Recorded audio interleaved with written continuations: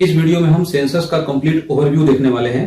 इसमें total historical part, pre independence क्या role रहा है और पोस्ट इंडिपेंडेंस सेंसस का क्या रोल रहा है इंडिया में। यहाँ से एग्जामिनेशन में हर बार क्वेश्चन पूछे जाते हैं, इसके ओवरव्यू से रिलेटेड क्वेश्चन पूछे जाते हैं, इसका फीचर पूछा जाता है, चाहे वो किसी भी टाइप के एग्जामिनेशन हो।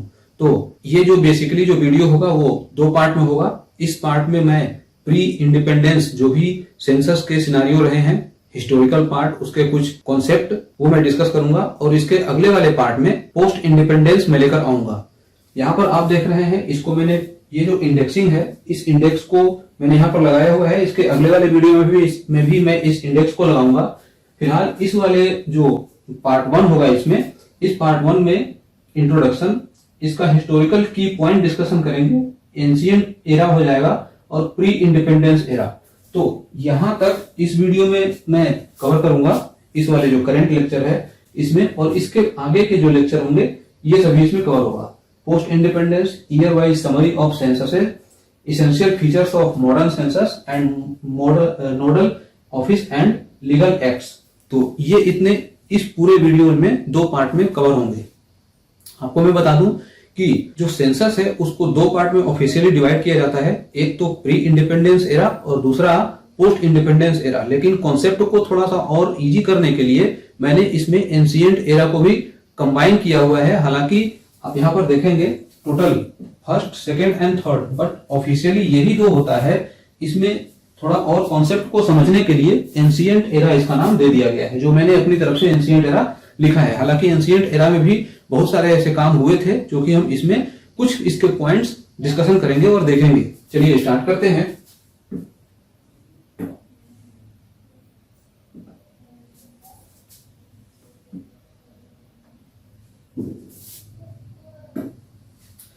शुरू करने से पहले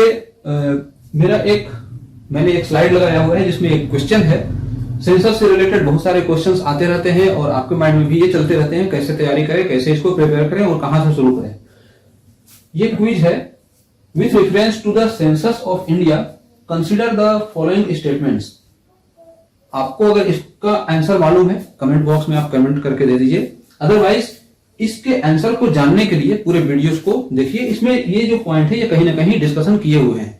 अगर आप अपने नॉलेज को एक्सेस करना चाहते हैं तो पहले इसके आंसर को दे दीजिए। आप ये देख सकते हैं, the first census of India was conducted during the reign of governor general lord Mayo. ये फर्स्ट इसका स्टेटमेंट है। सेकंड है, the Ain-e Akbari included comprehensive data pertaining to population, industry, wealth and many other characteristics। ये second है। और third है, the census in India is conducted by the ministry of statistics and programme implementation, that is MoSPI. तो ये 3 statement है और इस तीनों में चूज करना है only one correct, 1 and 2 correct, 2 only correct and 1 and 2 and 3 correct. इसमें कौन सा ऑप्शन सही होगा आप अपना यहाँ पर कॉन्सेप्ट लगाइए और इसका आंसर अगर आपको मालूम है तो आंसर कमेंट बॉक्स में डालिए। अदरवाइज अगर नहीं मालूम है, इसमें से आप आंसर को फिल्टर नहीं कर सकते हैं, तो पूरे वीडियोस को देखिए। इसमें आपको कहीं ना कहीं इससे रिलेटेड कॉन्सेप्ट आपको मालूम चल जाएगा। इसके बाद आप इसका आंसर दे सकते हैं। नाउ अब हम इसके आगे स्टार्ट कर लेते हैं।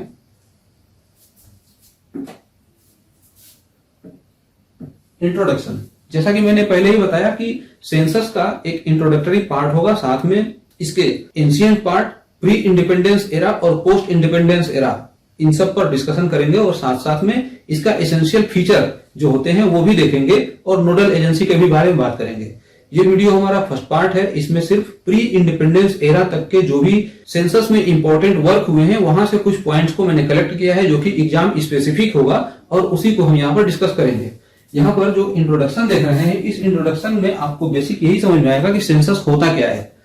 सेंसस एक्चुअली में ये जो लाइन है, census, the word census is come from Latin word censere, that means to access or to estimate. ये जो फर्स्ट लाइन लिखा हुआ है, ये क्वेश्चन आपको अभी रिसेंट 1-2 ईयर्स बैक अगर आप कोई जो पेपर देखेंगे उसमें ये क्वेश्चन आया हुआ है कि सेंसस किस वर्ड से लिया गया है। ऐसे इसमें आंसर वहां पर सेंसियर था, तो उसको भी यहां कवर किया गया है।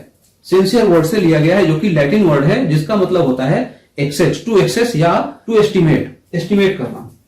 मेन पर्पज ऑफ सेंसस, जो मेन पर्पज है एंशिएंट टाइम में भी जो सेंसस था वो सेंसस को कंडक्ट इसीलिए किया जाता था क्योंकि टैक्सेशन लगाया जा सके और साथ साथ में एलोकेशन ऑफ फंड, मतलब कि पॉलिसी मेकिंग के लिए इसका मतलब एलोकेशन ऑफ फंड, और जो मेन जो ऑब्जेक्टिव था वो टैक्सेशन से रिलेटेड था।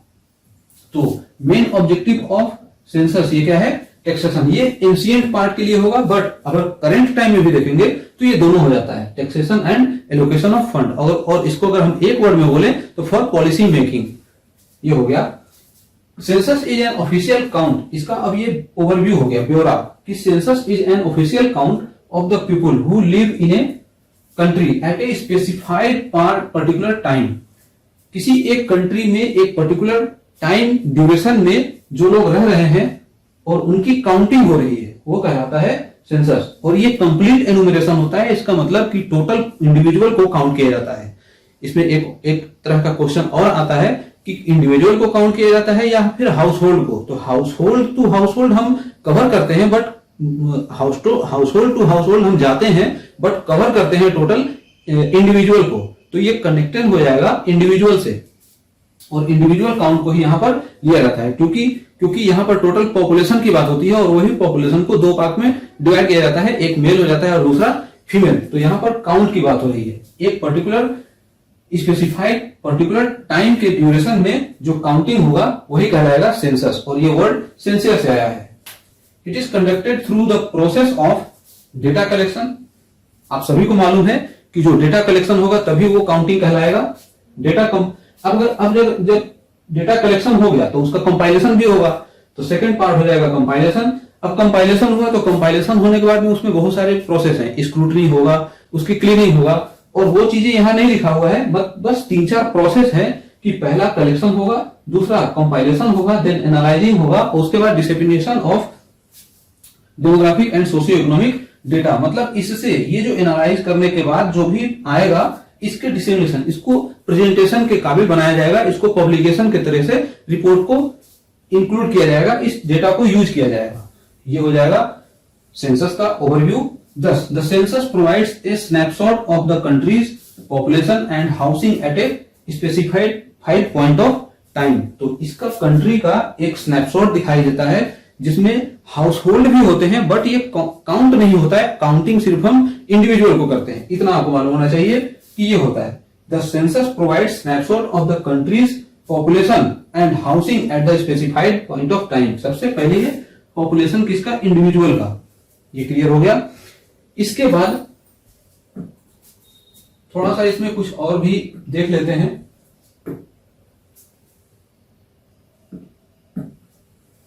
इंडियन सेंसस का इंट्रोडक्शन, ये है क्या, वो तो हो गया सेंसस का ओवरव्यू। अभी मैं सेंसस का एक पर्टिकुलर जो यूनाइटेड नेशंस के डेफिनेशन के अकॉर्डिंग सेंसस को डिफाइन किया गया है, उसको हम आने वाले अगले लेक्चर में उसको डिफाइन करेंगे, बट उसका ओवरव्यू जो मैंने दिया वो जस्ट लाइक कहीं ना कहीं से उसी से मैच होता है। तो हम अगले वाले पार्ट का आप वेट करिए, कॉन्सेप्ट आपका यही रहेगा।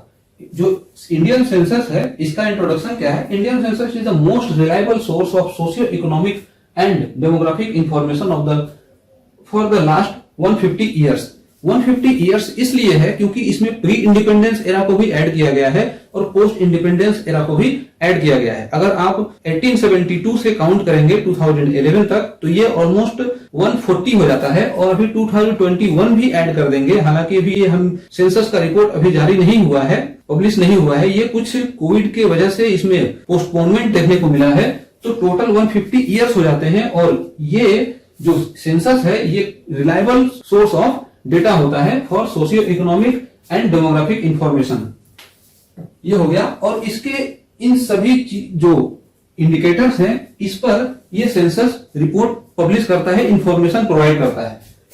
Demographic and economic activity, country की जितनी भी डेमोग्राफिक एक्टिविटी है और सोशियो इकोनॉमिक एक्टिविटी है उस पर ये रिपोर्ट जारी करता है।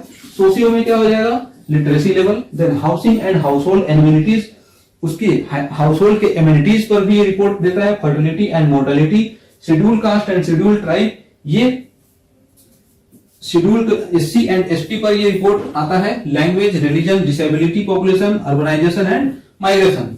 ये कुछ 10 ऐसे पॉइंट्स हैं जिस पर पॉपुलेशन सेंसस रिपोर्ट जारी करता है, यहां से हमें मिलता है। और ये जो इंडिकेटर्स का आपको अगर डेटा लेना है तो ये most reliable source of data, ये सभी इन सभी डेटा के मोस्ट रिलायबल ये सोर्स है कौन सा, सेंसस, पॉपुलेशन सेंसस, जो कि इंडियन सेंसस है।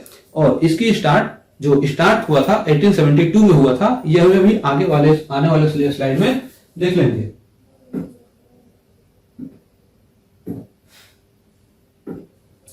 No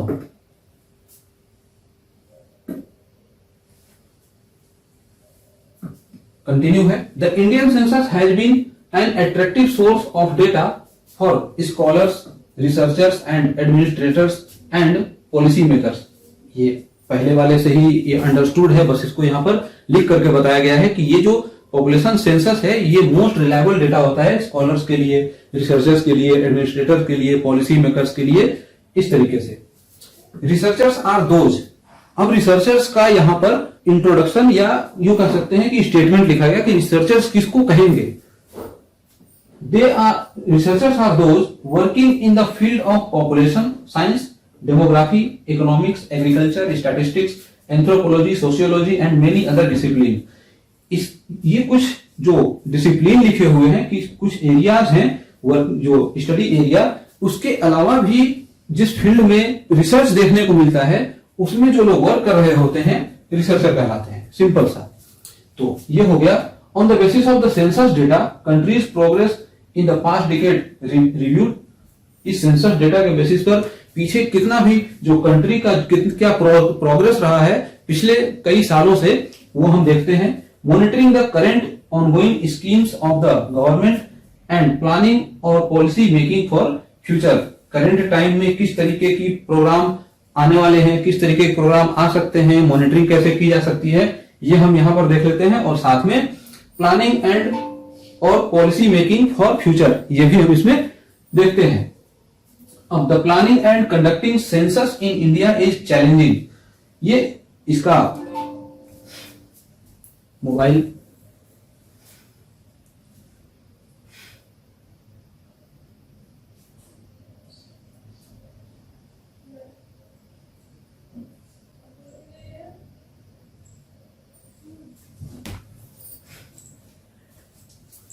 The planning and conducting census in India is challenging, fascinating and responsible task because many of the schemes and decisions are dependent on it. ये जितने भी census से related जो task है वो चैलेंजिंग है, क्योंकि इस पर बहुत सारे स्कीम्स इस पर डिपेंडेंट हैं।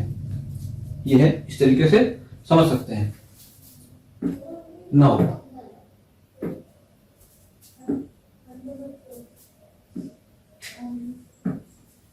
हिस्टोरिकल की पॉइंट।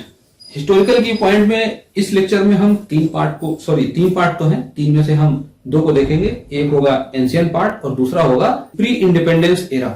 तो एंशियंट पार्ट हम यहां पर देखेंगे। एंशियंट एरा में क्या था? The Indian census has a very long history since Rigveda to Ain-e Akbari in ancient time.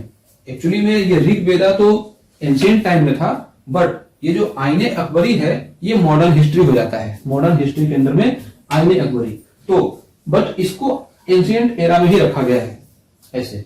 तो इंडियन जो सेंसस है उसका एक लॉन्ग हिस्ट्री रहा है ऋग्वेदा से अबुल फजल का आईने अकबरी तक। ये हो गया। ऋग्वेदा क्या है? It is N oldest Hindu scripture contains evidence of A population count during 800 to 600 BC। इस समय में ऋग्वेदा में, जो कि ओल्ड हिंदू स्क्रिप्चर कहा जाता है, होता है, इसमें पॉपुलेशन काउंट के एविडेंस मिलते हैं। ये आया था, ये टाइम ड्यूरेशन आपको मालूम होना चाहिए, 800 to 600 BC।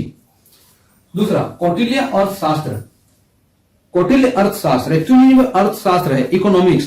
कौटिल्य ने जो अर्थशास्त्र लिखा था ये अर्थशास्त्र पॉलिटिकल पर बेस्ड था।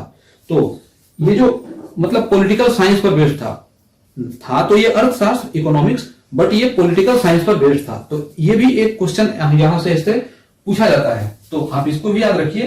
कौटिल्य अर्थशास्त्र जो उन्होंने लिखा था, रिटन अराउंड 321 to 296 BC। इस ड्यूरेशन में that contains evidence of census for a purpose of taxation, यही टैक्सेशन जो मैंने ऊपर बताया, उस एंशिएंट टाइम में इस टैक्सेशन के पर्पज के लिए अर्थशास्त्र में इस ड्यूरेशन में 321 से 296 बीसी के ड्यूरेशन में कौटिल्य ने अर्थशास्त्र में इसको जिक्र किया था, और पॉपुलेशन का भी जिक्र वहां पर देखने को मिलता है। वहां पर पॉपुलेशन सेंसस उन्होंने इस समय में कराया था for the purpose of taxation. और आईने अकबरी में भी मिलता है, written in the 16th century during the रिंग ऑफ मुगल एम्परर अकबर, इस समय में लिखा गया था। और ये आईने अकबरी अबुल फजल ने लिखा था, और इसमें उन्होंने एडमिनिस्ट्रेटिव रिपोर्ट को प्रोवाइड किया था। It is an administrative report which includes comprehensive data pertaining to population, industry, wealth and many other characteristics. तो अभी आप ये समझ सकते हैं कि जो सबसे पहले जो मैंने क्विज दिखाया था जो स्लाइड में, उस स्लाइड में एक स्टेटमेंट यहां से आ रहा था। तो एक तो ये वाला सही हो जाएगा, आप ऊपर देखेंगे, या फिर आप जब इस वीडियो को कंप्लीट करने के बाद आप जब फिर से देखेंगे क्वेश्चन को, तो आपको वो टोटल स्टेटमेंट समझ में आ जाएगा। ये हो जाएगा, एक तो ये होगा। अब ये टोटल सिनारियो हो जाता है आपका एंशिएंट एरा से रिलेटेड। इसके आगे हम आगे बहुत ज्यादा नहीं जाते हैं, और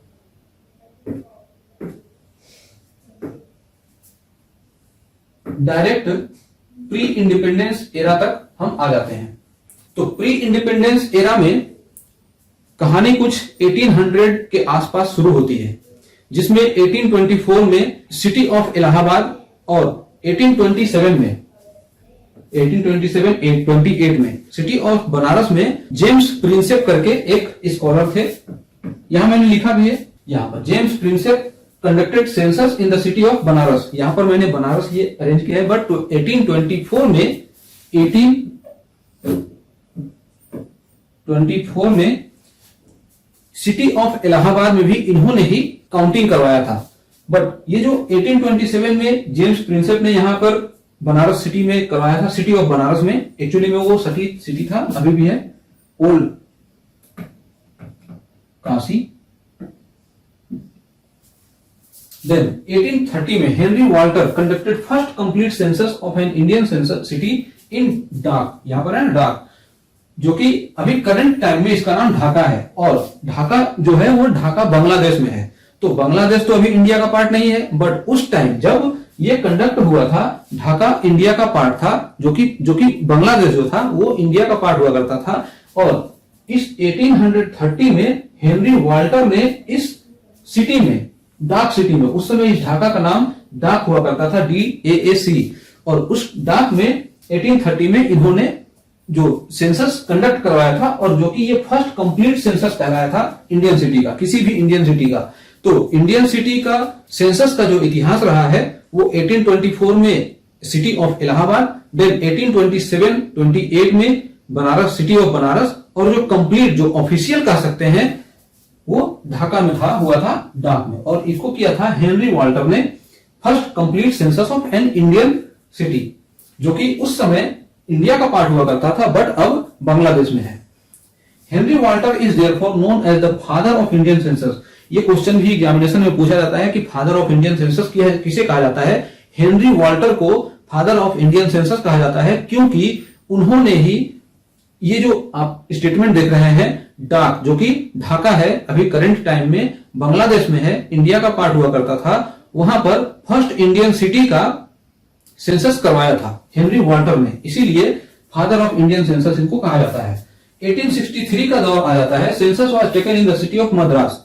1863 में मद्रास में हुआ, 1864 में बॉम्बे में, 66 में कलकत्ता में, एंड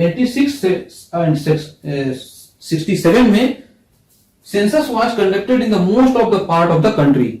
जब यहां से चलना शुरू हुआ तो ऑलमोस्ट ये यहां तक पहुंचने में 40-50 ईयर्स लग गए, ऑलमोस्ट 40 to 50 ईयर्स इसको यहां तक पहुंचने में लग गए। 27 में यहां पर शुरू हुआ और ये 66, तो ऑलमोस्ट ये 40-45 ईयर्स इसको यहां से यहां तक लग गए। और ये जो दौर था 66-67, इस समय में इंडिया के लगभग हर पार्ट में सेंसस मतलब हुआ, सेंसस होना स्टार्ट हो गया। और the data was released in 1872 which was known as the census of 1872। India के हर पार्ट में 1866-67 में ये जो सेंसस का काम हुआ हर पार्ट में, और उसका जो रिपोर्ट पब्लिश हुआ 1872 में हुआ, उसके 4 साल के बाद। तो जो रिपोर्ट कंप्लीट जो रिपोर्ट पब्लिश हुआ उसी रिपोर्ट के बेसिस पर कहा जाता है कि 1872 इंडिया का जो फर्स्ट सेंसस हुआ था 1872 में हुआ था। और इस समय लॉर्ड मायो हुआ करते थे गवर्नर जनरल।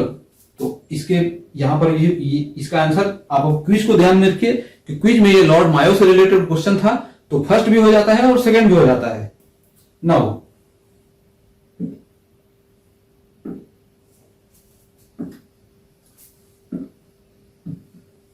कंटिन्यू है प्री इंडिपेंडेंस एरा। अब जब 1872 का दौर आ गया तो 1872, 81, 901 एंड उसी के आगे ऐसे ऐसे चलते चले जाएंगे, जिस तरीके से इंपॉर्टेंट कुछ हमें पॉइंट यहां पर देखने को मिलेंगे। अगर हम इंडिया के सेंसस के हिस्ट्री को अगर लेकर के बैठे तो इसमें बहुत सारे सीरीज बनेंगे वीडियोस के, जो कि मतलब नॉलेज के लिए तो ठीक होगा, बट एग्जाम से जो रिलेटेड टॉपिक्स हैं, पॉइंट्स हैं, वो बहुत ज्यादा लेंदी हो जाएंगे। तो उसको कवर कर पाना सिर्फ 2 वीडियो में बहुत ज्यादा मुश्किल होगा, बट स्पेसिफिक पॉइंट को हम 2 वीडियो में 3 वीडियो में कवर कर सकते हैं। तो ये जो सिनारियो है हमने 1827-28 से हमने स्टार्ट किया। उसके पहले भी 1824 में सिटी ऑफ इलाहाबाद में ये हुआ था, जिनको जेम्स प्रिंसेप ने ही कराया था। अब ये दौर 1872 तक आ जाता है, फिर यही 1881 जो इसमें मेन पॉइंट है वो 1941 तक आएगा, जो कि प्री इंडिपेंडेंस तक रहेगा। तो 1872 में ये popularly labelled as the first population census of India conducted non synchronously और सिंक्रोनसली, ये 2 टर्म होता है। नॉन सिंक्रोनसली का मतलब कि कुछ उसमें रुकावट आ जाए, ऐसे सिंपल समझ सकते हैं, और सिंक्रोनसली मतलब कि लगातार वो चलता रहे। तो पहला ऐसा ये जो सेंसस था जो कि नॉन सिंक्रोनस था, बट इसके बाद जो भी सेंसस हुए वो सिंक्रोनस हुए 10 इयर्स के ड्यूरेशन पर। तो ये हो गया। और ये जो 1872 का सेंसस हुआ था वो लॉर्ड मायो के समय में हुआ था। ये क्वेश्चन भी पूछा जाता है एग्जामिनेशन में। इसका मैं एक प्रेजेंट कंप्लीट समरी टेबल मैंने अरेंज किया है, वो आगे की स्लाइड में मैं दिखाऊंगा। 81 का census, first synchronous census conducted since then census have been undertaken regularly on an interval of 10 years। 1881 में फर्स्ट सिंक्रोनस सेंसस हुआ था, और उसके बाद हर 10 साल के इंटरवल पर सेंसस कंडक्ट होता रहा है 2011 तक। बट अभी 2021 में रिपोर्ट हो जाना था, ये अभी रिपोर्ट नहीं आया है। इसको थोड़ा समय और आगे तक पोस्ट इंडिपेंडेंस वाले एरा तक मैं लेके जाऊं तो 2021 में ये रिपोर्ट आ जाना था, बट कोविड की वजह से इसमें पोस्टपोनमेंट हो गई और अभी तक ये पेंडिंग में है। तो ये 1881 है। इसके बाद सेंसस का पॉपुलेशन का कुछ एरा इसी तरीके से चलता चला जाता है। 1916 का समय आता है। PK Wattal who published a book, उसका नाम था population problem in India, to draw attention to the Indian intelligentsia on population problems in India. यहां पर आप एक वर्ड देख रहे हैं, Indian intelligentsia. Indian intelligentsia was a group of intelligent personality और इंटेलिजेंट लीडर कह सकते हैं, उनका एक ग्रुप था। उनके ध्यान को आकर्षित करने के लिए ये बुक एक लिखी गई थी 1916 में। पीके वट्टल ने पॉपुलेशन प्रॉब्लम इन इंडिया ये लिखा, बट 16 में वो उस समय का दौर कुछ स्टार्टिंग का दौर था, इस और बहुत लोगों ने ध्यान नहीं दिया, ये बुक कहीं ना कहीं खो गई। फिर दौर आया 1933, क्योंकि 1881 हो गया, इसके बाद 1901 का सेंसस हुआ, तो उसका तो हमें जिक्र ही नहीं करना है, ज्यादा इंपॉर्टेंस नहीं है। इसके बाद फिर 1911 का हुआ, इसके बाद 1921 का हुआ होगा ये, इसके बाद 1931 का हुआ, और इसी 31 के जो रिपोर्ट था उस डेटा के बेसिस पर ये जो पॉपुलेशन प्रॉब्लम इन इंडिया है इसको रिवाइज करके इन्होंने फिर से इस बुक को पब्लिश किया।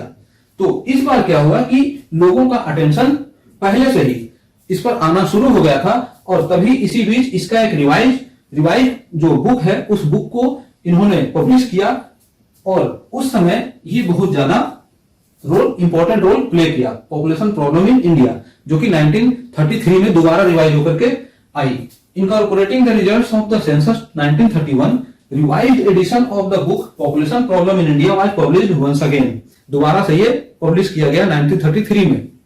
लेकिन इसके पहले से ही इस बुक के पब्लिश होने से पहले से ही पॉपुलेशन पर बहुत सारे लोगों का अटेंशन स्टार्ट हो गया था, जो कि ग्लोबल लीडर थे, जो कि इंडियन लीडर थे, जो कि इंडियन इंटेलिजेंसिया जिसको इन्होंने कहा था। इसके बाद समय आता है 1938 का। राधा कमल मुखर्जी, डॉक्टर राधा कमल मुखर्जी, जो कि लखनऊ यूनिवर्सिटी के वाइस चांसलर थे, उन्होंने एक बुक लिखी, फूड प्लानिंग फॉर 400 मिलियंस। ये बहुत इंपॉर्टेंट बुक है, इस बुक का नाम आपको याद रखना चाहिए। यहां से इस बुक के बारे में क्वेश्चन पूछा जाता है और इसके टाइम का भी पूछा जाता है कि ये बुक कब पब्लिश हुई थी। डॉक्टर राधा कमल मुखर्जी ने इस बुक को पब्लिश किया था 1938 में, जो कि लखनऊ यूनिवर्सिटी के वाइस चांसलर हुआ करते थे उस समय में। ही emphasized the need for agricultural development to cope up with growing populations in his book Food Planning for 400 Million। ये यहां तक एक स्लाइड में कंप्लीट हो जाता है। इसके बाद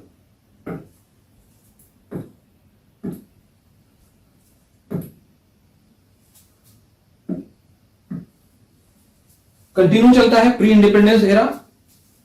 देन समय आता है 1944 का। 1944, इसके पहले भी 1941 आया होगा, तो 1941 में एक सेंसस होता है जो कि प्री इंडिपेंडेंस का लास्ट सेंसस होता है 1941, क्योंकि 1947 में इंडिया हमारा इंडिपेंडेंस हो चुका था। तो 1944 में ये समय आया और 1941 में जो सेंसस हुआ था वो WM यीट्स जो थे उनकी अगुवाई में हुआ था। यहां पर देखते हैं population data committee was setup, मतलब 41 में जो सेंसस हुआ उस सेंसस के होने के बाद 1944 में पॉपुलेशन डेटा कमिटी का गठन हुआ for examining and advise to government of India on the available data relating to growth of population. इस पर्पज के लिए 1944 में पॉपुलेशन डेटा कमिटी का सेटअप हुआ और उसके जो चेयरमैन बनाए गए WM यीट्स बनाए गए और उसके साथ साथ में 4 मेंबर्स थे। Chairman of population data committee mister WM Yeats और 4 मेंबर जो थे उसमें फर्स्ट नाम आता है सर थियोडोर ग्रेगरी, सेकंड है प्रोफेसर PC महालनोबिस, थर्ड है professor KB Madhava and doctor KE राजा। 4 तो एक चेयरमैन होते थे और 4 मेंबर होते थे पॉपुलेशन डेटा कमिटी। और ये मोस्ट इंपॉर्टेंट पॉइंट है, यहां से पूरा यहां तक कंप्लीट, यहां तक। अब ये टोटल पॉइंट हो जाता है। इसके बाद हम अब यहां तक प्री इंडिपेंडेंस एरा आपका मतलब है तो बहुत सारा, लेकिन जो मेन जो पिक पॉइंट है उसको यहां पर अरेंज किया गया है, जो कि एग्जाम स्पेसिफिक ही है ओनली। तो जो इसमें इस स्लाइड में ये जो पॉइंट देख रहे हैं यहां से यहां तक, ये पूरा मोस्ट इंपॉर्टेंट है। यहां से 1 या 2 क्वेश्चन बनता ही बनता है। अगर बनेगा तो 1 या 2 क्वेश्चन बनेगा, अदरवाइज एक क्वेश्चन तो बन ही जाता है। 1944 से 4 में ये पॉपुलेशन डेटा कमिटी का गठन हुआ था, जिसके चेयरमैन WM यीट्स थे विथ 4 मेंबर्स। वो यही है sir Theodore Gregory, professor PC Mahalanobis, KC Madhava and doctor KE राजा। तो ये 4 हो गए और इसका समरी हम देख लेते हैं एक बार टोटल फिर से 1872 से 1941 तक। इस पूरे डेटा के समरी के ऊपर बेस्ड किंग्सले डेविस ने एक बुक लिखी इस पूरे डेटा को यूज करते हुए। Based on census report from 1872 to 1841, Kingsley Davis produced his monumental work the population of India and Pakistan, which is valued till date. जो population of India and Pakistan, ये बुक किंग्सले एंड डेविस ने publish किया on the basis of the data of 1872 to 1941। इन पूरे census के data को लेते हुए उन्होंने एक बुक लिखी जिसका नाम था the population of India and Pakistan, जो कि करंट टाइम में भी मोस्ट इंपॉर्टेंट रोल प्ले करता है। और इसीलिए यहां से ये जो बुक है, ये बुक एग्जामिनेशन में इस नाम को पूछा जाता है और इसके राइटर के भी नाम को पूछा जाता है, which is valued till date for its contribution in the progress of population studies in India. ये इतना स्लाइड हो गया और मुझे उम्मीद है कि आपको यहां तक क्लियर हो गया होगा, समझ में आ गया होगा। ये टोटल हिस्टोरिकल पार्ट ही तो है, इसमें कॉन्सेप्ट कुछ समझना है नहीं, मैक्सिमम चीजें सभी हिस्टोरिकल पार्ट ही है। बस यही है कि इसका टाइमलाइन भी याद रखना है। नाउ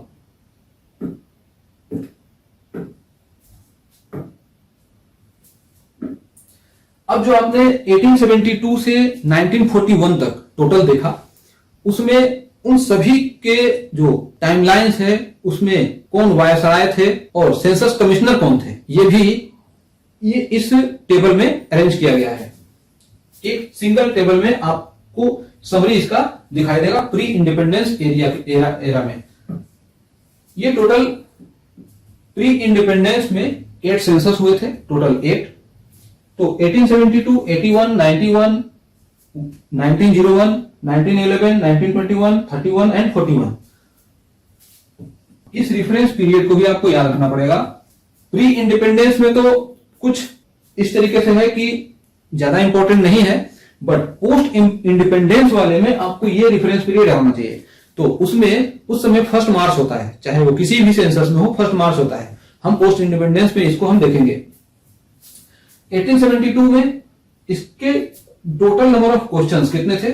17 क्वेश्चंस पूछे गए थे। सेंसस कमिश्नर कोई नहीं था, वायसराय लॉर्ड मायो थे। 1881 में डब्ल्यू प्लाउडेन लॉर्ड रिपन के समय में। देन सेंसस कमिश्नर ये थे और वायसराय ये थे। तो सेंसस कमिश्नर भी याद रहना चाहिए, एटलीस्ट सबसे फर्स्ट वाला 1881 वाला और 1941 वाला लास्ट वाला।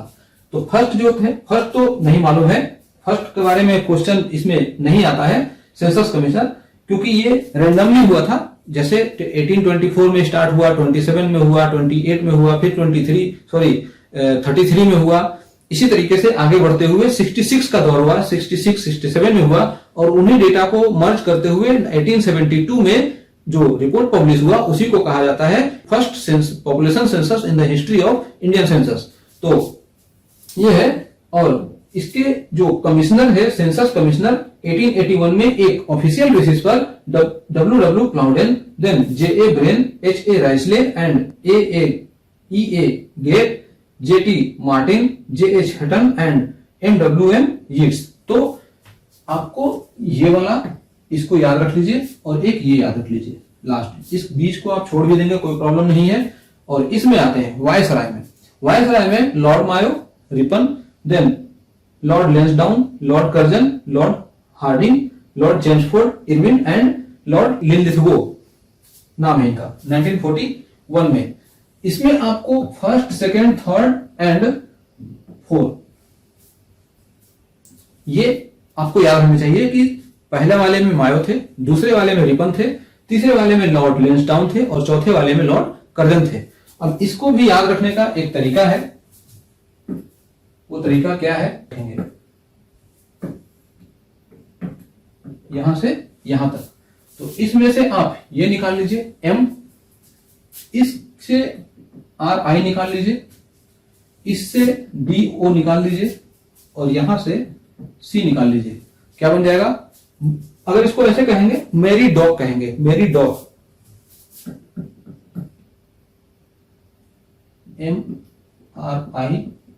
MRIDOC। M फॉर मायो मतलब Lord Mayo, Ripon Lord Ripon, D ये D है, लॉर्ड लेंस डाउन, डाउन से D निकाला गया है, और C कर्जन।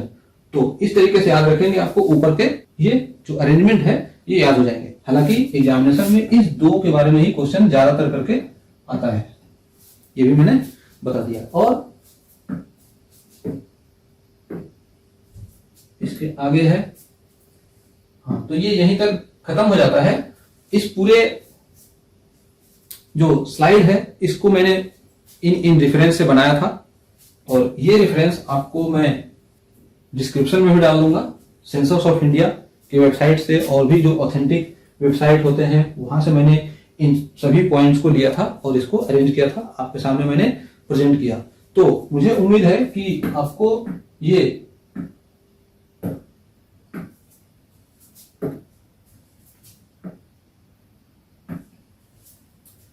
पसंद आया होगा और आप आपने इसको कॉपी पर नोट कर लिया होगा। सेंसस के वीडियो कंटेंट में ये फर्स्ट पार्ट था। इसके सेकंड पार्ट के लिए आप चैनल पर बने रहें। चैनल पर अगर आप नए हैं तो चैनल को सब्सक्राइब कर लीजिए और अपने फ्रेंड के साथ शेयर भी कर दीजिए। बेल आइकन को भी प्रेस कर दीजिए ताकि जो भी मैं वीडियो अपलोड करूं उसकी नोटिफिकेशन आपको सबसे पहले मिले और आप उस वीडियो को सबसे पहले देख पाएं और सबसे पहले उस वीडियो को एक्सेस कर पाएं और नॉलेज गेन कर पाएं। कमेंट करके अपना फीडबैक वीडियो के अंत में जरूर दें। Thanks for watching.